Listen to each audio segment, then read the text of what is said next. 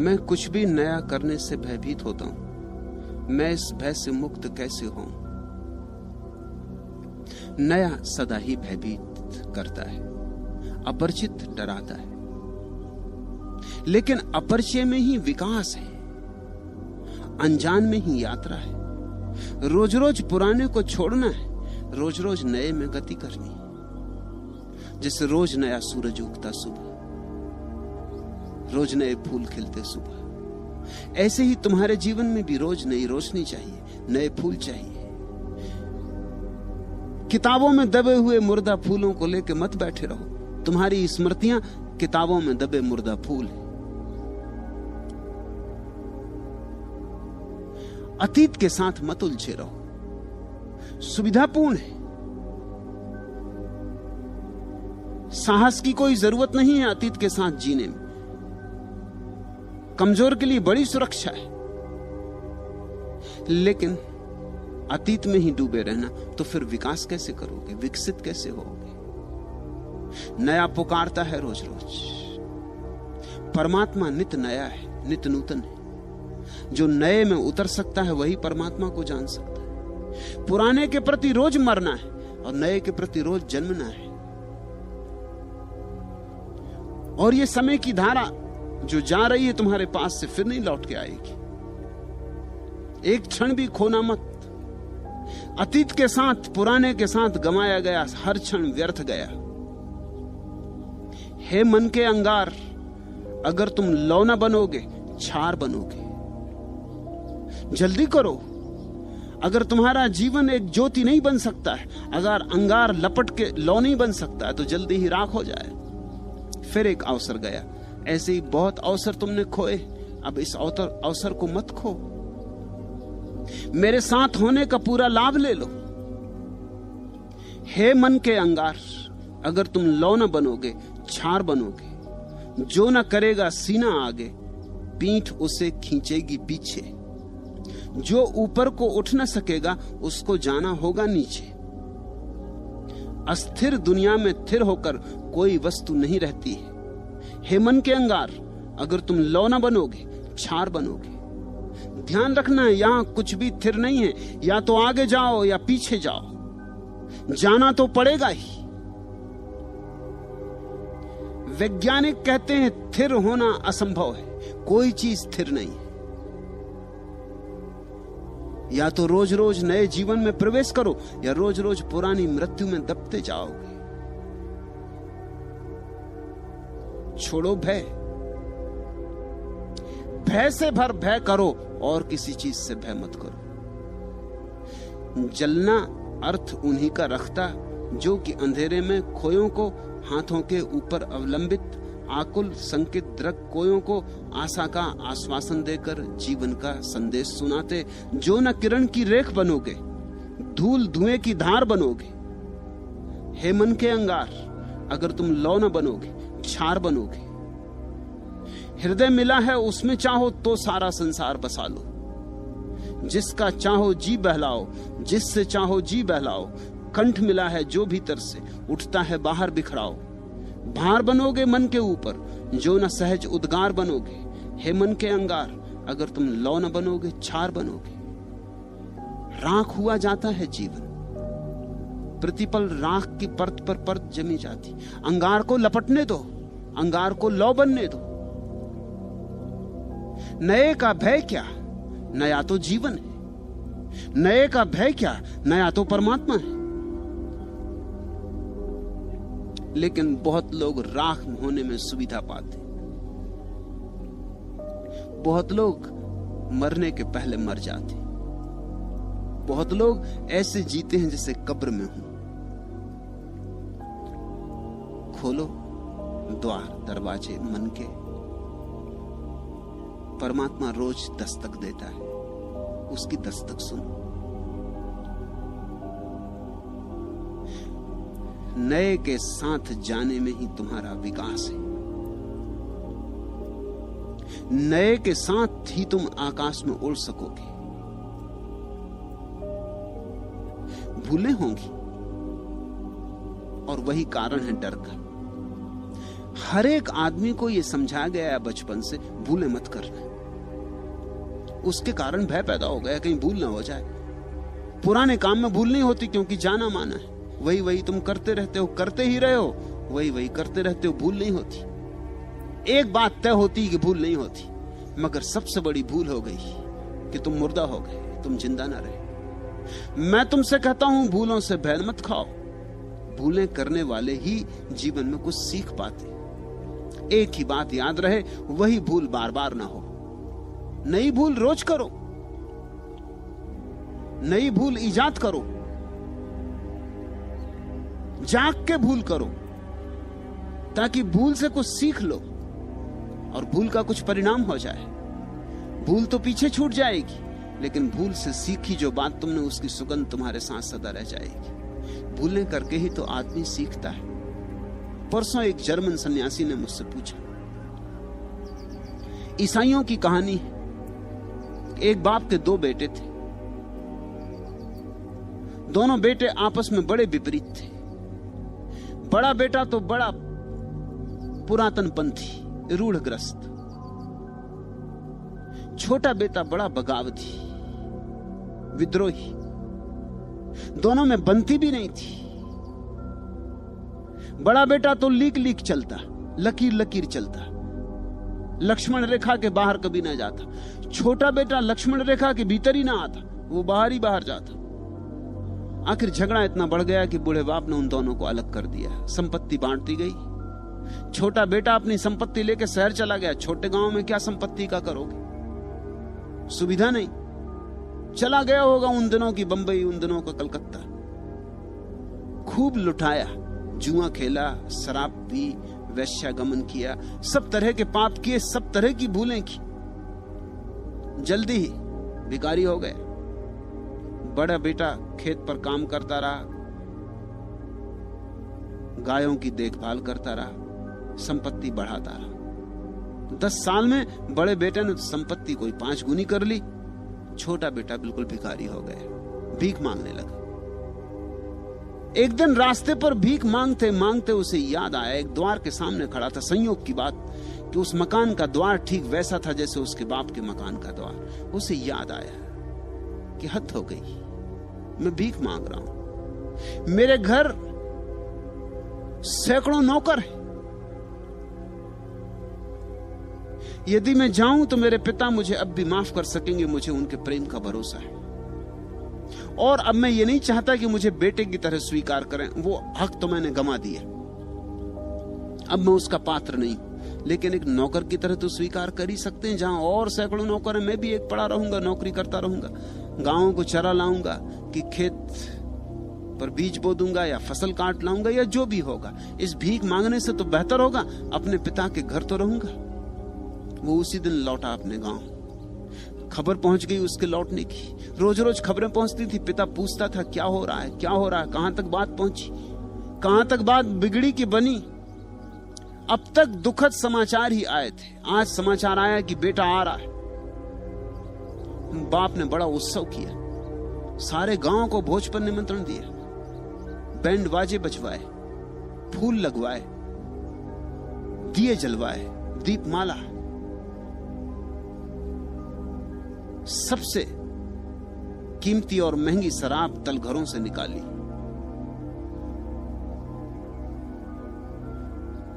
बहुमूल्य से बहुमूल्य भोजन तैयार करवाए। बड़ा बेटा तो खेत में काम कर रहा था, उसे कुछ पता नहीं था। दिन भर की धूप दोपहरी में काम करके जब वो लौट रहा था तो रास्ते पर गांव में उसे किसी ने कहा कि हद हो गई, अन्याय की भी एक सीमा होती। तुम्हारे बाप ने बहुत अन्याय किया तुम्हारे साथ, तुम इसके पास रहे, इसकी सेवा की, इसकी आज्ञा का पालन किया। तुम्हारे लिए कभी बैंड बाजे न बजे, और तुम्हारे लिए कभी गांव को भोज न दिया गया, और तुम्हारे लिए कभी शराब की कीमती बोतलें न निकाली गई। आज तुम्हारा छोटा भाई, वो सुपूत वापस लौट रहा है, उसके स्वागत में ये सारा आयोजन हो रहा, तुझे कुछ पता है? बेटे ने सुना तो उसकी छाती धक से हो गई। उसने कहा ये अन्याय है। आज तक मैंने कभी पिता की किसी बात का विरोध नहीं किया, लेकिन आज बर्दाश्त मैं भी ना कर सकूंगा। वो आया बड़े क्रोध में, अपने बाप से बोला कि क्या हो रहा है, मेरे लिए कभी स्वागत नहीं। बाप ने कहा तू तो मेरे पास है, लेकिन जो भटक गया था वो वापस लौट रहा है। तूने कभी कोई भूल ही नहीं की, लेकिन जिसने बहुत भूलें की वो भूलों से जाग गया, वापस लौट रहा है। इसलिए उसका स्वागत जरूरी है।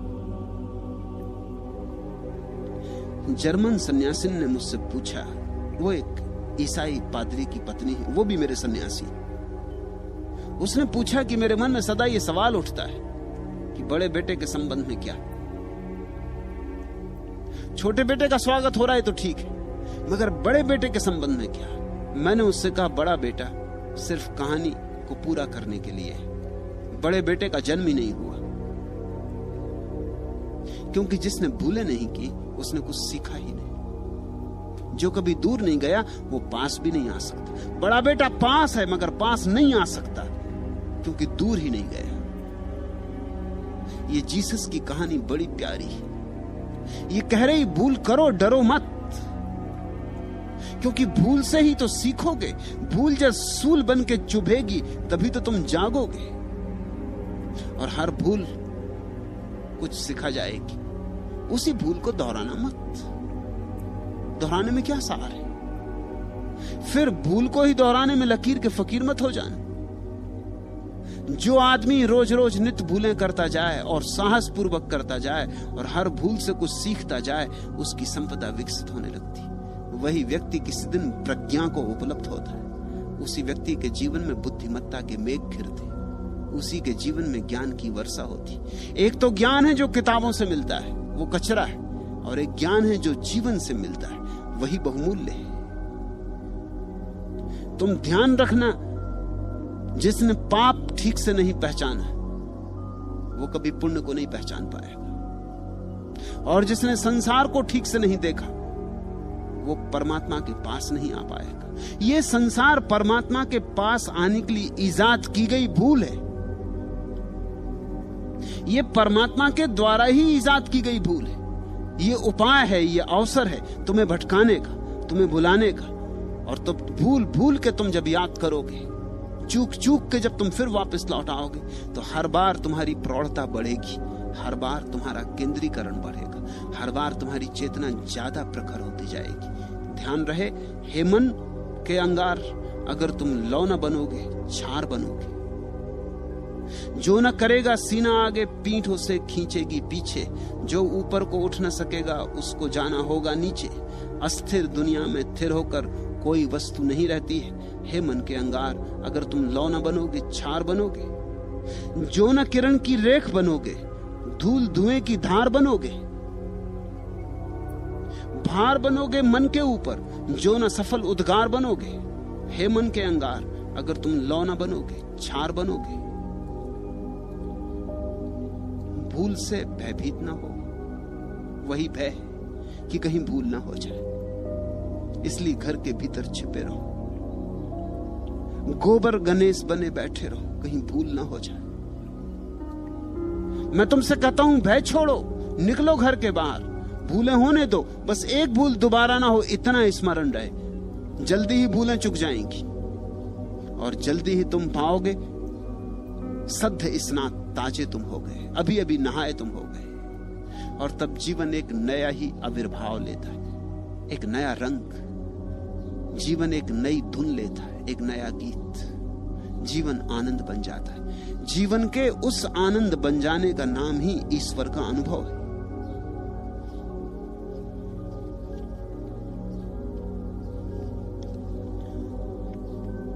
भूल और भूल और भूल, सूल और सूल और सूल, और सब तरह से चुभा हुआ आदमी, और सब तरफ से चेष्टा करके हार गया आदमी, सब तरफ से अपने अहंकार को सिद्ध करने की यात्रा में चला आदमी और सिद्ध नहीं कर पाया, विफल हो गया। ही समर्पण करने में समर्थ हो पाता है। समर्पण कमजोर की बात नहीं है, गोबर गणेश की बात नहीं है। समर्पण घर में ही जो बैठा रहा उसकी बात नहीं है। समर्पण उसकी बात है जिसने जीवन को जाना, सब तरह से जाना। सब तरह से लड़ा, संघर्ष किया, सब तरह से जूझा, युद्ध किया और हारा। और एक दिन पाया हार हार कर कि जीतने की चेष्टा में हार है, तो अब हार का भी प्रयोग करके देख लो। अब अपने से हार जाऊं और तभी जीत फलित होती। एक तरफ साने खुदी मानिए इजहार भी है, जब्ते गम दिल की नजाकत पे मगर बार भी है, लुत्फ दोनों से उठाते हैं उठाने वाले। जिंदगी निकहते गुल भी है, खल से खार भी है, फूल भी है और कांटा भी। जिंदगी निकहते गुल भी, खल से खार भी है, लुत्फ दोनों से उठाते हैं उठाने वाले। लेकिन जो जानता है वो दोनों से ही रस ले लेता, दोनों का ही मजा ले लेता, दोनों का स्वाद ले लेता है। एक तरफ साने खुदी माने इजहार भी है, जब्ते गम दिल की नजाकत पे मगर बार भी है, लुत्फ दोनों से उठाते हैं उठाने वाले। जिंदगी निकहते गुल भी, खल से खार भी है, मुनहसिर हौसलिए दिल पे साबुत कदमी, जादे शौक तो आसान भी है, दुश्वार भी है। खुद को खोया है तो पाई है मोहब्बत तेरी, जिंदगी में यह मेरी जीत भी है हार भी। जीवन का परम विरोधाभास यही है कि वहां जो जीतने की चेष्टा करता है, करते करते हार जाता है। सब महत्वाकांक्षाएं विचलित हो जाती, सब आशाएं एक न एक दिन राख होकर गिर पड़ती। उस दिन एक नया प्रयोग जीवन में उठता है। अब हार के देख लूं, अब स्वेच्छा से हार के देख लूं, वही समर्पण है और उसी हार में जीत है। वाण विद्ध मरालसा में आ गिरा हूं अब तुम्हारी ही शरण में। बादलों के देश तक जब चढ़ गया था, जानता था लौट आना, जानता था है असंभव नीड़ बिजली की लताओं पर बनाना। मैं गगन को भूमि की आकांक्षाएं कुछ बताना चाहता था। वाण विद्ध मरालसा में आ गिरा हूं अब तुम्हारी ही शरण में, किंतु पश्चाताप करने के लिए तो मैं नहीं तैयार होता। नभ न मुझको खींच लेता तो धरा के वास्ते में भार होता। सिद्ध गिरकर कर दिया मैंने कि अपनी शक्ति भर ऊपर उठा मैं। आज कमजोरी नहीं कुव्वत बड़ी मेरी तुम्हारे जो चरण में। वाण विद्ध मरालसा में आ गिरा हूं अब तुम्हारी ही शरण में। कामना मेरी बड़ी मुझसे कि उससे मैं बड़ा यह जानना था। आदमी के तन नहीं मन हौसले का कद मुझे पहचानना था। रेख लोहू की लगाकर आ रहा हूं मैं अधर की मेखला पर, शक्ति अंबर में परीक्षित, भक्ति की लूंगा परीक्षा मैं धरणी में। वाण विद्ध मरालसा में आ गिरा हूं अब तुम्हारी ही शरण में। उड़ो जितने दूर तक उड़ सको, जाओ जितने दूर परमात्मा से जा सको। एक दिन गिरोगे। वाण विद्ध मरालसा में आ गिरा हूं अब तुम्हारी ही शरण। और तब गिरने का मजा और, जो गया ही नहीं उसके गिरने में बल नहीं होता, जो लड़ा ही नहीं उसकी हार में जीवन नहीं होता, जो पास ही बैठा रहा वो पास हो ही नहीं सकता। पास होने के लिए दूर जाना अनिवार्य है। बाण विद्ध मरालसा में आ गिरा हूं अब तुम्हारी ही शरण में। बादलों के देश तक जब चढ़ गया था, जानता था लौट आना, जानता था है असंभव नीड़ बिजली की लताओं पर बनाना। साफ है कि इस जगत में कोई घर नहीं बना सकता, और साफ है कि बिजली की लताओं पर नीड़ बनाने कोई जाएगा तो हारेगा। बादलों के देश तक जब चढ़ गया था, जानता था लौट आना, लौटना भी पता था, लेकिन तब तक क्या लौटना जब तक आगे जाने की सुविधा हो। लौटना तो तभी सार्थक होता है जब आगे जाने का उपाय ही न रहा। आखिरी सीमा तक अहंकार जाता है तो ही टूटता है, गिरता है, समर्पित होता है।